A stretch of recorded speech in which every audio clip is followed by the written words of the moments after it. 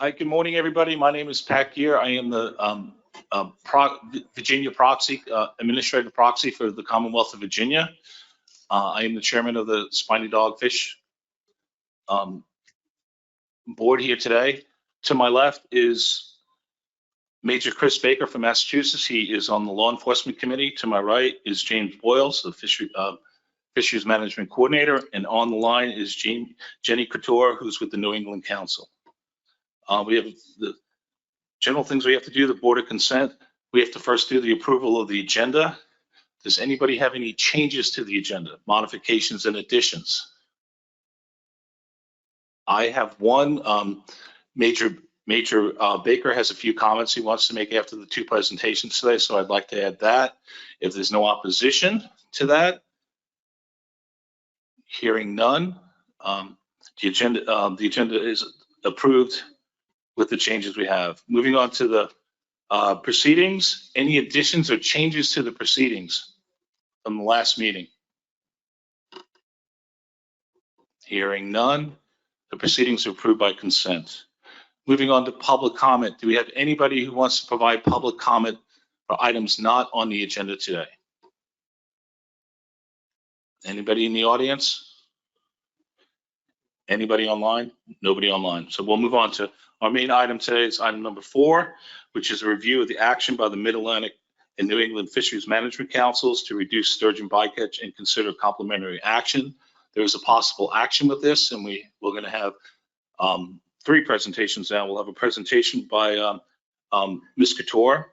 She'll review the final actions, and then James will provide the review of consistency in federal and state management for spiny dogfish. So I will turn it over to Jenny at this time. Thanks. Hi, my name is Jenny Couture. I'm with the New England Fishery Management Council. Today, as mentioned, I'm going to walk you through the joint action by both the New England and Mid-Atlantic Management Councils on the sturgeon action meant to reduce bycatch in both the monkfish and spiny dogfish fisheries. Next slide, please. So just as a reminder, in case folks don't know, the purpose of this action is to fulfill the 2021 biological opinion, which mandated, and its sturgeon action plan, which required a reduction in sturgeon bycatch in large mesh gillnet fisheries. And this is specific for, or what I'm discussing with you today is specific for the monkfish and spiny dogfish fisheries. About halfway through this action last summer, the regional administrator shared with us, both councils, that the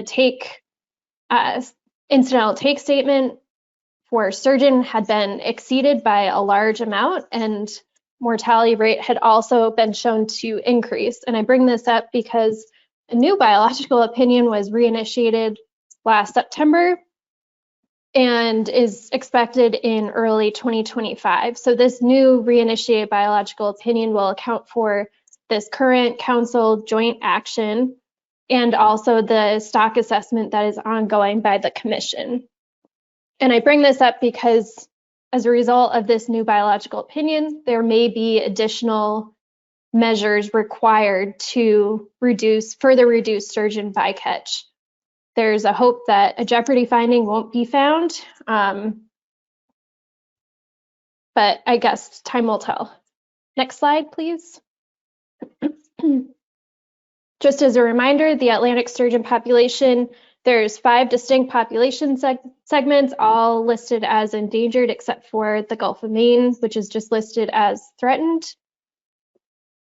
The last assessment was done in 2017, and as I mentioned, there is an ongoing 2024 assessment that will be complete by later this summer, with information available from you all mid-July is what we heard. Next slide, please. So both the councils put together a range of alternative packages. The first is, of course, no action. Like all of our actions, we have alternative 1, no action. Alternative 2 through 4 range from high sturgeon impacts, high being the greatest number of time area closures and gear restriction measures in place, and 4 being the most targeted approach. So the fewest time area closures and the fewest gear restriction measures. And then alternative 5 is only gear restriction measures. The thought behind that was that the technical working group or technical groups wanted an option that didn't involve a time area closure, given that would have a high impact to the fisheries. So looking at only gear restriction measures. So for monkfish, that would be the low profile gillnet gear requirement, and then dogfish, which you're most interested in, is an overnight soak prohibition. There were a couple of sub-alternative exemptions for the dogfish overnight soak prohibition for vessels using smaller mesh, so less than 5 1/4 inch mesh. You'll notice the figure on the right, all of those time area closures and the gear restriction measures apply to those polygons on the right. And the ones I have highlighted, kind of the magenta one and the blue southern ones off of Delmarva are specific for spiny dogfish. So that's where those measures would apply. And you'll also notice that I bring this up because while these measures apply to federal vessels targeting spiny dogfish, for example, they're applicable in both federal and state waters. Next slide. So this just shows these a little bit more zoomed in measures. You can see the lat and longs for those, and again, want to emphasize that these measures do apply for both federal and state waters, but only for vessels holding and using a federal permit targeting spiny dogfish. Next slide, please. So overall, for the impacts, we really relied heavily on our partners within NOAA to help out with some modeling work. I don't know how familiar you are with the decision support tool. That tool was used, and I'll get into more in a couple slides on this, but used for more of the sturgeon impact analysis and the impact on both of the fisheries, specifically on the time area closures. And the main finding was that the time area closures were not as effective as initially anticipated. Sturgeon risk was found to be a little bit more diffuse and not really concentrated in any particular area. I do want to note that there are a few pieces of literature that suggest that sturgeon are more concentrated in estuaries during certain times of the year and then move further offshore in fall and winter. So that's some caveats to keep in mind with those results. The overall amount of gear removed or displaced from those time area closures was, again, relatively low, and based on where, again, I'll get into this in a couple of slides, but overall low and based on the whole coast, but there are some really high regional impacts that would be affected from those time area closures, and thus the cost to industry would also be pretty high for those. And then regarding the gear restriction measures, so low profile for monkfish and then overnight soak prohibition for dogfish could be substantial, but relative to the time area closures, the gear modifications at least enable fishermen to keep fishing. Next slide.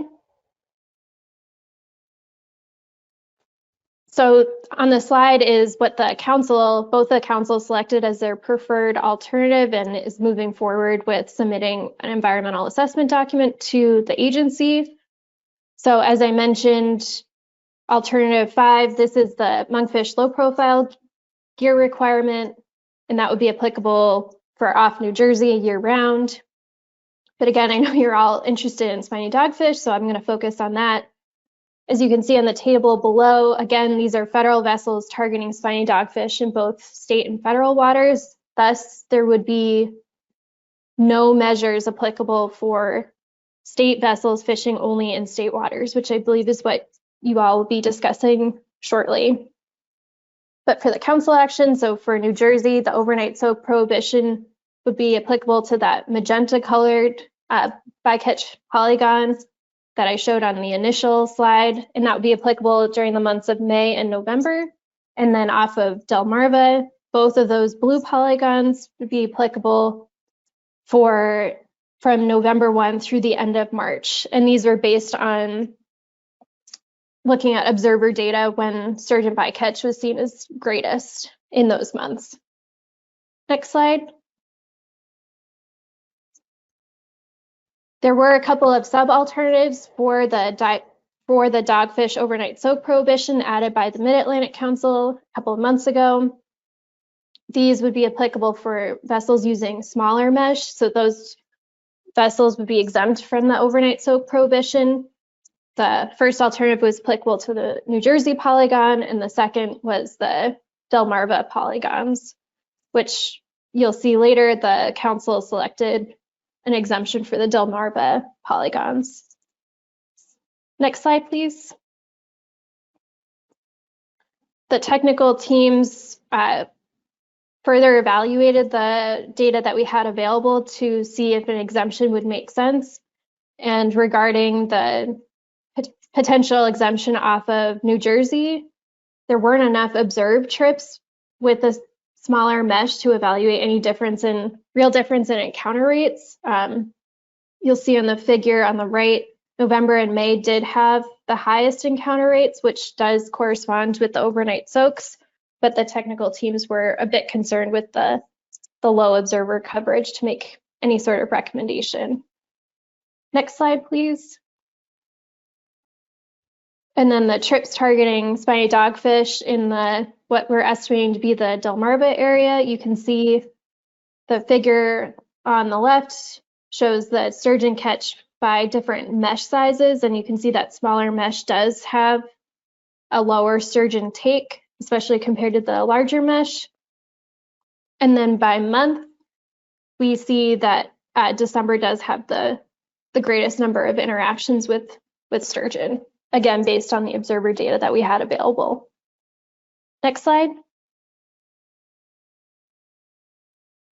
So I'll get into recommendations. The Fishery Management Action Team, the Plan Development Team, those are just the technical teams that I've mentioned across both New England and Mid-Atlantic Councils, evaluated all of these data, and with regard specifically to spiny dogfish, there was, as I mentioned, there's a recommendation to have no exemptions for that smaller mesh given the low observer data. We brought this forward to the Dogfish Advisory Panel, who had mixed opinions, with some stating that day soaks could be possible and reasonable, while others disagreed. We met with the Joint Monkfish and Spiny Dogfish Committee shortly thereafter, and there was a recommendation from that joint committee to essentially use the observer data from the Delmarva area as a proxy for New Jersey, and to exempt the overnight soak prohibition in the months of May and December for that smaller mesh. Next slide, please. And then moving on to the Delmarva region. So those are those two blue polygons in the southern area.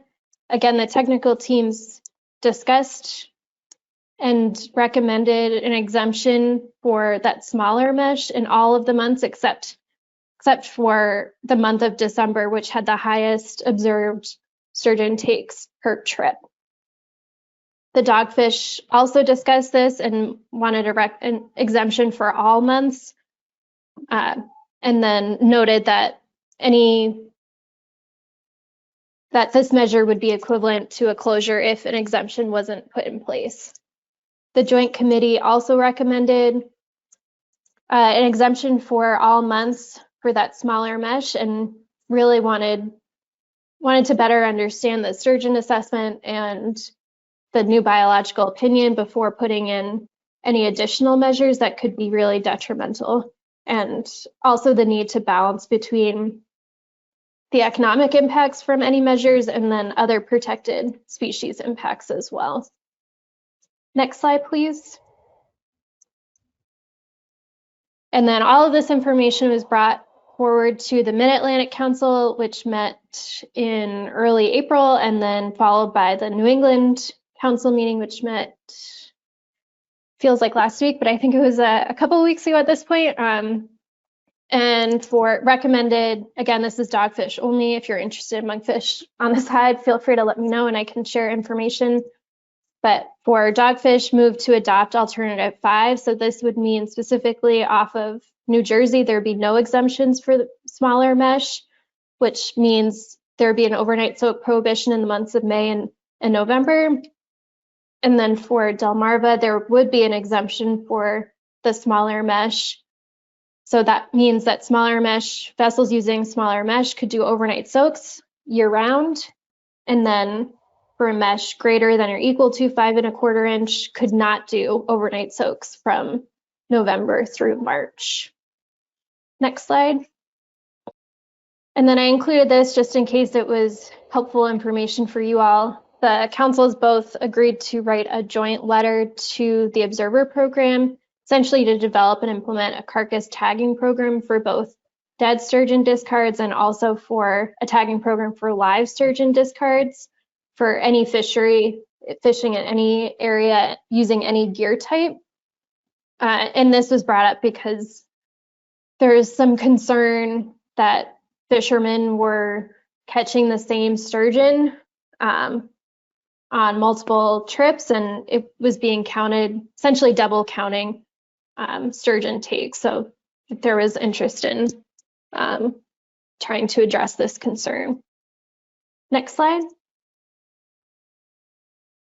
And then here we are today. So just presenting this information for you all to consider for any potential action you all are thinking about taking for spiny dogfish applicable for the state waters.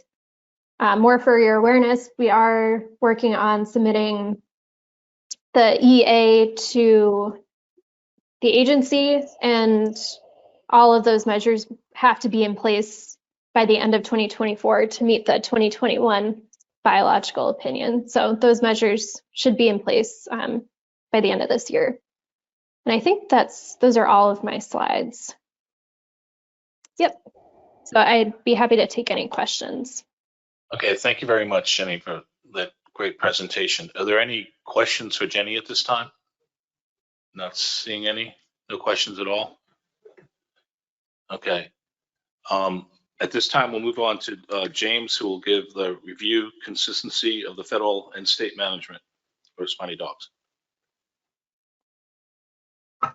Thank you, Mr. Chair. This is a very brief presentation as sort of a follow-up to Jenny's. So one objective of the spiny dogfish FMP is to strive for a complementary management of spiny dogfish in both federal and state waters. As was just laid out, the Mid-Atlantic and New England Fishery Management Councils have selected their preferred alternative, and a final rule is expected from NOAA Fisheries by the end of the year. So here's a quick short summary of the changes that were just presented. So the maps may be a little tough to see, but they're the same you just saw, and they're also in the draft EA that is in the briefing materials if you'd like to get a closer look. So the preferred alternative would establish a prohibition on overnight soaks, which is defined as 8 p.m. to 5 a.m. within the New Jersey and Delaware, Maryland, Virginia polygons shown in the figures for only federal spiny dogfish permit holders. In New Jersey, the prohibition would be for the months of May and November, and in Delmarva, it would last from November through March. Additionally, only in the Delmarva polygons, mesh sizes mesh sizes less than 5 1/4 inches would be exempt from the prohibition. So possible actions for the board today are to either take no action, where only vessels with a federal permit would be affected, whether in state or federal waters. Alternatively, the board may initiate an addendum to maintain consistency between the spiny dogfish FMP and the federal FMP, or the board may devise an alternative action as it sees fit. I'm happy to also take any questions or pass it over to Chris for law enforcement comments. Okay, we'll take some questions if anybody has any questions for James before we turn it over to Chris.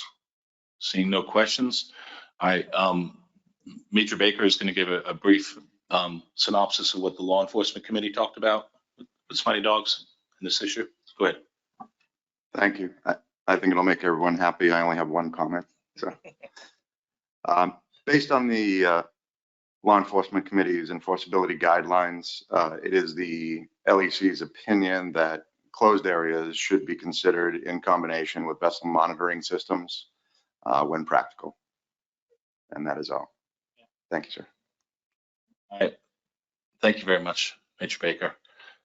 All right, let's open it to the floor for any other questions or comments. Not hearing any. I mean, yes, Greg. A little industry background. Dogfish are noted for swarming we either feast or famine when we catch them. In these swarms, they become an apex predator, which industry recognizes, especially with weak fish, as part of the depletion. Careful as we go here, you may create a bigger problem than what you expect with restriction. Understand that there should be a dogfish fishery if you want to see other species exist and be tolerant. That would be my cautionary advice here. Not many people realize that. They have been noted, especially in Virginia waters, in gill nets, to strip fish, whether it be weak fish or striped bass, to push them to the bottom, strip those fish while they exist in the nets, and then become dead discards. So they can be, in large quantities, a true adversity to our ecosystem. So careful as we go here. Thank you. Thank you, Craig. Are there any other comments? Can you put that last slide you had up there back up? So we can just see what our options are moving forward. Okay. Nicola? Thank you, Mr. Chairman. I would be prepared to make a motion in line with the potential action that's on the board here, if you're ready for it. Yes. All right, thank you. I would move to initiate an addendum to maintain consistency between the Spiny Dogfish FMP and the recommended alternatives of Spiny Dogfish Framework Adjustment 6. I have a second by Emerson. Okay, and Yep. you want to respond to that? Sure. I mean, I think that motion largely speaks for itself, but we've been tracking this joint council action with an eye towards taking compatible action at some point if needed. I think we're at that juncture now where final action has been taken by the councils and we could move forward with an addendum to ensure that state-only harvesters are subject to the same gear restrictions as the federal permit holders. If I remember correctly, about 40% of the sturgeon interactions with large mesh gill net were estimated to be in state waters, so are not taking some compatible action here, isn't a trivial thing. So I think that's all I have. Emerson, do you want to add anything to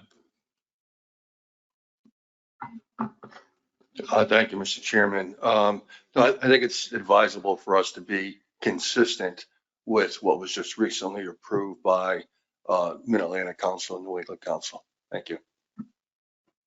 Thank you. Chris Savage. Thank you, Mr. Chair. Yeah, I support the motion. Still trying to understand how this would functionally work in state waters, for consistency purposes. So if this was in place and you couldn't fish gill nets greater than 5 1/4 or 5 1/4 inches and greater overnight, you really don't, enforcement really doesn't know what those nets are targeting. So I guess it could potentially impact some other fisheries using mesh sizes in that range in order to effectively enforce this in state waters, if I'm understanding this correctly. I'm just looking for some clarification from staff and others around the table, just to get a full understanding of how this could differ as far as impacts in state waters versus what we have in federal waters, considering that there's certain state waters fisheries that occur that don't happen in federal waters. Thanks. James. Yeah, I'll defer to Major Baker if he has any different points. But my understanding from talking to the Law Enforcement Committee on Tuesday was that they want to use VMS. Obviously, makes it easier to enforce on a broader scale. But like if they came across a net, they could tell what that, not necessarily what they're targeting, obviously, but what they're permitted for. And so the measures only apply if they are permitted for dogfish. So if they're not permitting dogfish, then they're targeting something else, then they would be not subject to these regulations. Chris, follow up. Thanks, but in state waters, a lot of states don't have a state dogfish permit, like North Carolina, and I know this doesn't apply there. You have a commercial fishing license that allows you to fish for a variety of species in state waters using different gears. I'm not sure how that's going to work, in the states to the north where these polygons are. But I don't think it may not be as cut and dry for state managed fisheries as it is for federal fisheries, where you do have federal dogfish permits and bluefish permits and things like that. Again, I support this, but I think as long as we're all fully understand how this is all going to work in state waters, I think is important, as if nothing else, as we develop this addendum. Thanks. Okay, I have Tony. To that question then, Chris, I have a question to Jenny, if she's still on, or if Carson is on. When the FMAT, or even James, when the FMAT was discussing how these measures would extend into state waters, did you all discuss how these state permits that are not specific for dogfish but allow for dogfish to be caught under a general category permit would be affected? Was it the PDT's intention for these gill nets to also, these general category gill nets to apply? Hi, this is Jenny. That's a great question. I would say maybe James can elaborate more, but the PDT and FMAT didn't discuss specifically that question. I was just pulling up our environmental assessment document, and we do frame it as vessels with federal spiny dogfish permit using gill net gear with mesh size of 5 to less than 10-inch mesh. And we had a dedicated meeting about enforcement, how this would work, but we didn't go into the level of detail that you're asking. I think there was an anticipation that that would be discussed by you all, but again, maybe I'll see if James has anything else to add. Go ahead. A follow-up then, the EA would not include these state vessels, so we don't know the volume of vessels that would be impacted by these measures then. Right. We were only focused on vessels with a federal spiny dogfish permit, recognizing that we were not accounting for state-only vessels fishing in state waters, if that makes sense. Mike, you had your hand raised? I did. Thank you, Mr. Chairman. I just wanted to make sure it's safe for me to kind of look at this through the lens that the actions that are being considered by NOAA Fisheries as a result of the Mid-Atlantic and the New England Council's actions are an attempt to slow down, minimize the interactions with sturgeon. It's a solid attempt to do that, but it's not the full and complete suite of actions that could be considered in the future if sturgeon interactions continue at the rate that they currently are being seen. So I know where Chris is going. We have some state water fisheries that use gill nets within that range that is going to be what sturgeon are susceptible to. But instead of lumping that all together in one gigantic action, I see this as a first initial step to address the concerns from the biological opinion. And when we get new information, maybe we may have to go down the path of considering taking actions on other species through other boards as a result of this. And I hesitate to say the word, but a striped bass fishery in state waters through gill nets is something that might need to be addressed down the road. But I don't think today's the day to start trying to figure all that out. I think, to be complementary with the federal management requirements that are likely as a result of these actions by the council, I think this is a good first step. Yes, I was thinking the same with our fishery in Virginia with the striped bass. So, are there any other comments? And Adam? What timeline are we looking at, given that we don't know the timeline of federal action on this? what would be the scope of that would be included here, given that we, while unlikely to deviate from what was recommended jointly by the Mid and New England, we can't guarantee that those are the measures that will ultimately be implemented. So what timeline are we looking at? And would this framework have specific measures as put forward by the Mid and New England, or would it be some general statement that would just say we intend to have consistency moving forward? Allison Murphy's in the room, or is she online? She's online. She might be able to answer that question from NIVS. She might. Hi, Mr. Chair, can you hear me? Yes. I had my hand up to speak in favor of the motion and just generally support consistency between state and federal measures. I think during the slides, I believe staff's presentation indicated that NOAA Fisheries was working toward having our measures in place by the end of the calendar year. We don't have the document yet from the commission. Council staff's presentation indicated that they were still working on that as well. And so that will really, when we receive the document, that will really kick off the schedule for our potential rulemaking. And perhaps staff could, commission staff might be able to answer potential timelines on the commission's end.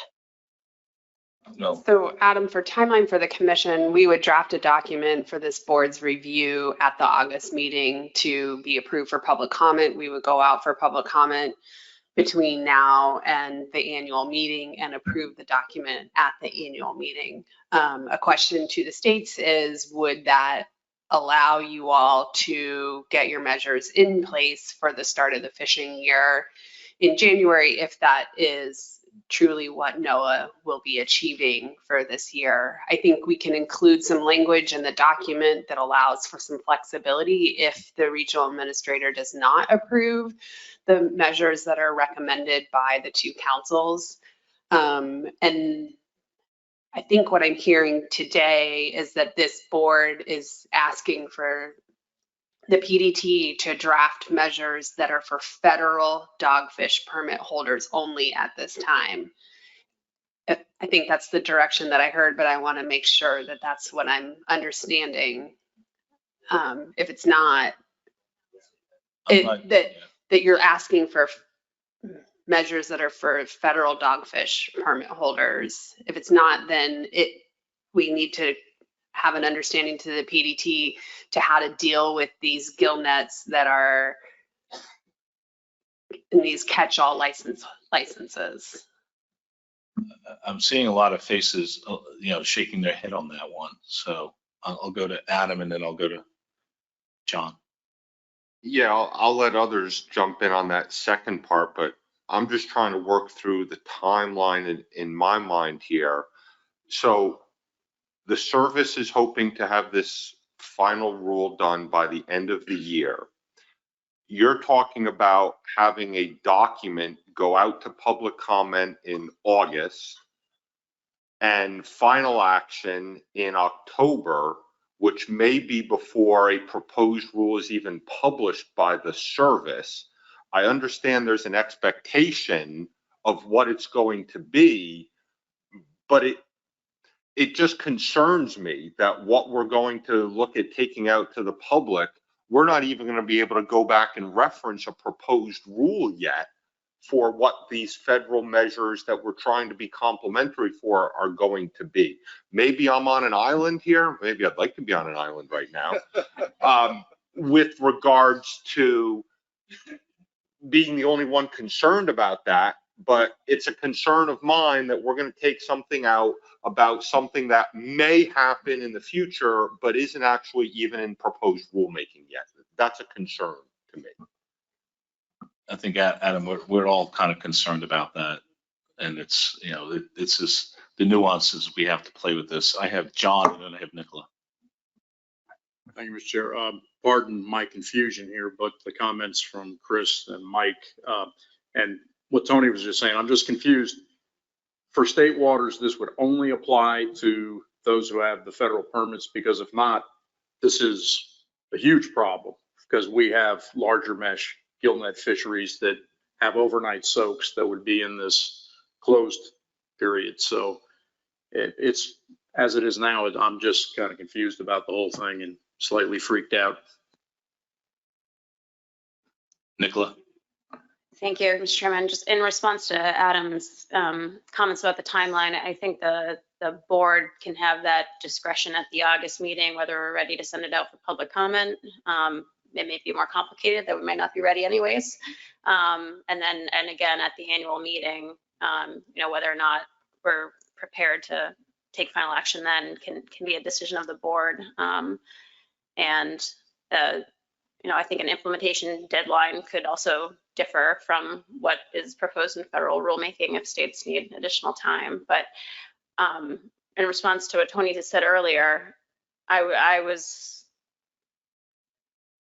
under the impression that the federal action, the council's action, applies to federal permit holders, whether they're fishing in state or federal waters. So the intent of our complementary action here is to apply to state-only permitted harvesters fishing just in state waters. And how we figure out which group of harvesters that is may be something that our PDT needs to address in how it comes up with the options that we're looking at in the draft addendum. Joe Semino? Tony, do you want to go first? I just would say if the board could provide the PDT some direction relative to that, Nicola, today, like some questions that you want them to be thinking about and some options you may want to see back from them. I think that would be very helpful for this PDT in particular, since I didn't realize that the federal EA did not analyze the number of state permit holders in their analysis. So we'll have some work to do on our end. That's more than I anticipated walking in here today. Joe Semino? Great, thank you, Mr. Chair. Yeah, this is really now, after being a Mid-Atlantic Council member, really stretching my understanding of gear. I was shocked to hear that NOAA had concerns that, fishing in observations in the Delaware, Maryland region wouldn't apply to observations in New Jersey waters. And we're talking about a threatened species that we're hoping to avoid a jeopardy finding. And now suddenly, if you have the same gear out in the water, but it's fishing for a different species, targeting a different species, then sturgeon aren't still in jeopardy. My understanding was I was going into this as a no overnight soak for these times for a gear to protect an endangered species. I'm really confused at what this conversation is even about right now.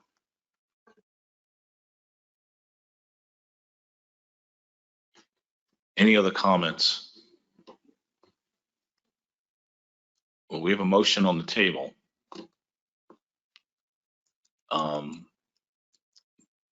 Mike?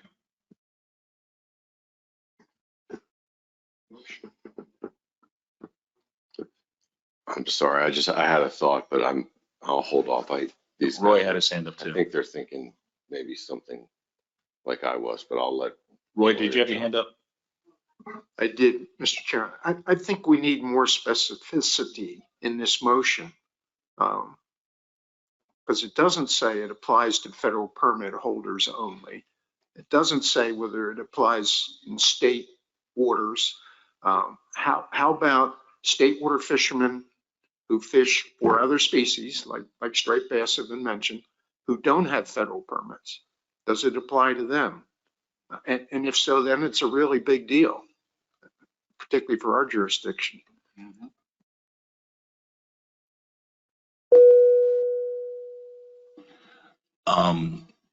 Do we want to make a modification to the amendment? Tony? I think the PDT can come back to you and provide you with information. I just think if you all could give us, it doesn't have to be in the motion, but if you could just give us some guidance to say, provide options that are for just the federal dogfish permit holders, provide options that include dogfish directed permit holders, options that include a catch-all permit holders, or something. I just think the PDT needs some direction. We're looking for was everybody thinking about it like Joe was thinking about it? Were people thinking about it like Chris was thinking about it? I just don't know. From the conversation at the table, it was starting to become unclear to me what people were thinking they were going to get back in August. So if you want us to provide options for all of the above that I just did, we can do that. The PDT could use a little direction.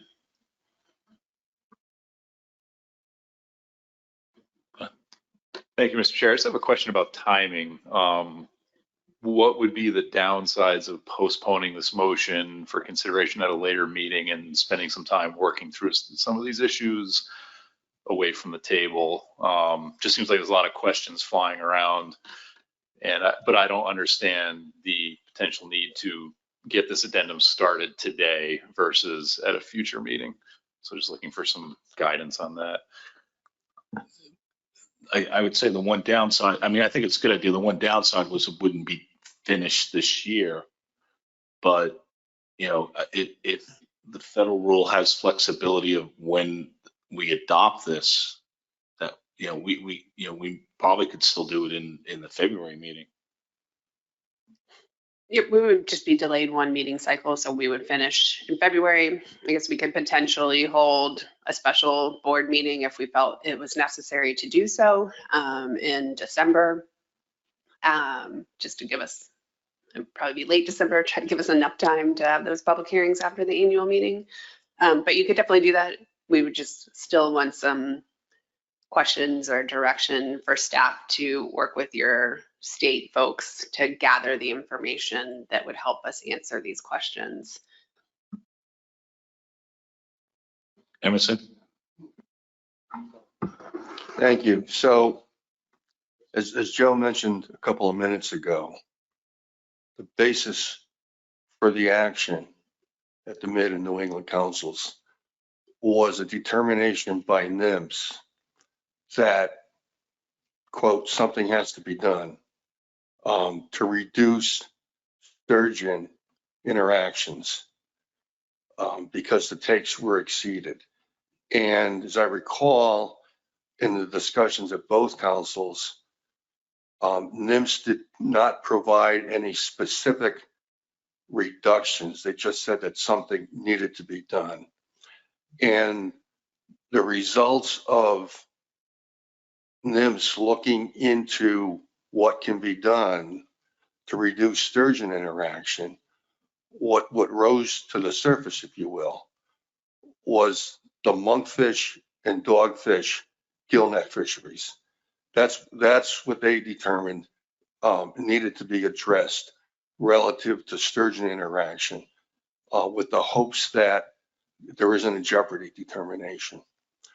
So in my mind, in terms of being, in my mind, seconding this motion, in order to maintain consistency with what was done at the Mid and New England Councils, was to look at, well, we're not talking about the monkfish fishery here, we're talking about the spiny dogfish fishery.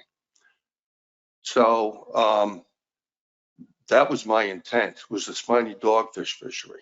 And I understand that states don't have, you know, a dogfish endorsement on their commercial license. But my perspective on this is a dogfish fishery, not gillnet fisheries for other species. Mike Luisi, and then John Clark. Yeah, I'd just like to say that I agree with Emerson. You know, the dogfish fishery is where we should be focusing this and how it relates to federal waters permit holders and state waters fisheries, whether a state, like the state of Maryland, we have a spiny dogfish permit that is for state fisheries only. Not every state has something like that, but I think when we open this up, if we consider opening it up, I don't even know how functionally we would take on like a gear omnibus amendment or an addendum to all the species that we oversee and all of the different gillnet gears that are used.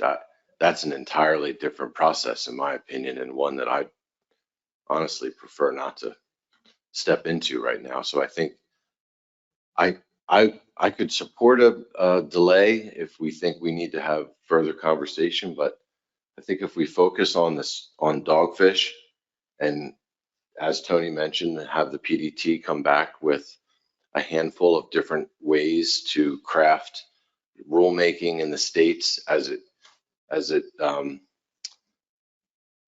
is consistent with what the potential federal rule would be. I think that would give us enough to start to have a more informed discussion at the next meeting. So, I'm supportive of this, but I also, if others have concerns about where this is going to lead, I could see postponing it as well. Okay, John Clark. Thank you, Mr. Chair. Emerson brought up a point about the take being exceeded for these federal water fisheries. Speaking as a state that we have not yet had our state water fishery Section 10 permit go through the process yet. So this is getting into a very sensitive area. I would like to follow up on what Justin said and move to postpone action on this current motion until the next meeting, and in the meantime, assign to the PDT to answer some of these questions that we've had come up. So it'd be a substitute motion. Right. Correct. Well, it's just motion to postpone. Yeah. Is there someone else in favor of that? I see Justin's hand go up. And do we need to take a vote on that? Okay. Is anybody, Jeff, you have a comment? Yeah, I'd like to raise another issue while we're kind of stumbling around here right now. I'm getting texts from industry people that there's some confusion, I guess, that some of these guys think they can use 5 1/4 for the overnight soak, but I'm reading the memo and the council's decided, no, you can't. So there's some confusion around that. I'm not sure if the staff can help me out on that. I mean, I don't see us making that change here today, but there's just some general confusion about that. The memo seems pretty clear that you can't use it. So I just wanted to put that on the record today. It was a question. Thank you.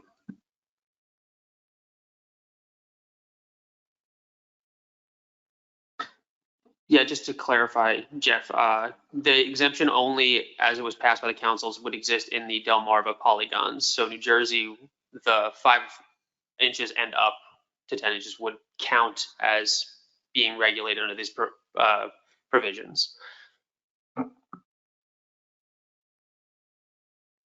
Okay, is there any other comments about tabling this motion until the next meeting?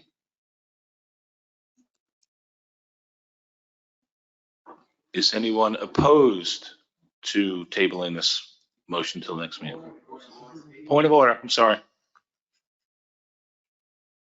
Yeah, if you can, I would just say for the record, it's a postponement instead of a tabling. It has different consequences just in August. Postpone. Okay. So is anyone opposed to postponing this motion? All right, hearing none. Oh, Jenny has her hand up. Jenny has her hand up. Wait 1 second. Sorry, I didn't mean to interrupt, but I just wanted to clarify a few things that have been said so far. So to confirm, the joint council action, those measures apply to federal spiny dogfish permit holders fishing in either federal and state waters. So the missing piece, if you wanted to take complementary action, would be to apply those measures to state boats fishing in only state waters. That's why from the council perspective, we kind of thought that that level of work would be done by you all, because those are the state boats fishing in state waters. So that's why that analysis is not included in the council action. And then also to clarify, so measures have to be the federal measures have to be in place by the end of 2024. And that's to meet the 2021 biological opinion. So we're expecting, I guess, based on timeline questions, I'm waiting for our executive directors to review the report, that the draft document that council staff have sent them. But we should be submitting that draft EA to the service probably within the next week, would be my guess. So a proposed rule, I don't want to speak on behalf of for the agency, but I know the proposed rule is being drafted right now as well. So hopefully you'll have more information soon on the timing on that. But again, I don't want to speak for the agency. I know Allie Murphy is online here. And then, yeah, I think those are a couple of corrections I just wanted to make. Sorry to interrupt. Thank you, Jenny. All right, so hearing no opposition to postponing this? Everyone's nodding their head yes? Okay. Megan? I just had a comment or request for things that I think would help us at our next meeting, if you're ready for that. That's what I was going to, do we want to have the TC or the PDT provide us some information? And if we so, can we give them some guidance? Megan? Yeah, something that I would find really helpful is for the Mid-Atlantic states that are potentially impacted by this, just understanding what permit you're using for spiny dogfish, how many species it applies to, how many people have that permit, and that can be in a table format by the states, but just getting an understanding of how your permitting structure works would be really helpful. And if you could send that to James, that would be great. Tony? And I guess this is for Allie, I guess, that NOAA indicates to us whether it was your expectation, because the states don't, a lot of the states do not specifically have a dogfish permit. Was it your expectation that these catch-all permits were to be included, or were you only looking for those fisheries that have a directed dogfish permit to be included? Is there anything else we want to request we look at the next meeting? Mike? Yeah, thank you, Mr. Chairman. Maybe, I think it would be helpful for me if James could put together what the request is and we could respond so that we're all sending the same information rather than us trying to figure out what each of us are thinking and sending that into James in all different formats and things. I think it would just simplify it, if that's okay. James is feverishly typing over here, so I'm sure he's taking down everything we said. Anything else we want to try to bring up to the next meeting? All right. Do we have enough to go on? All right, I see thumbs up. That was our last major thing, a business day. Is there any other business to come up before this board? Hearing none. I thought this would be a short meeting. And I have a real scratchy throat, so I apologize. I've been on the road the last 3 weeks and my voice is almost gone. So with that, thank you very much for your patience, and this meeting is adjourned.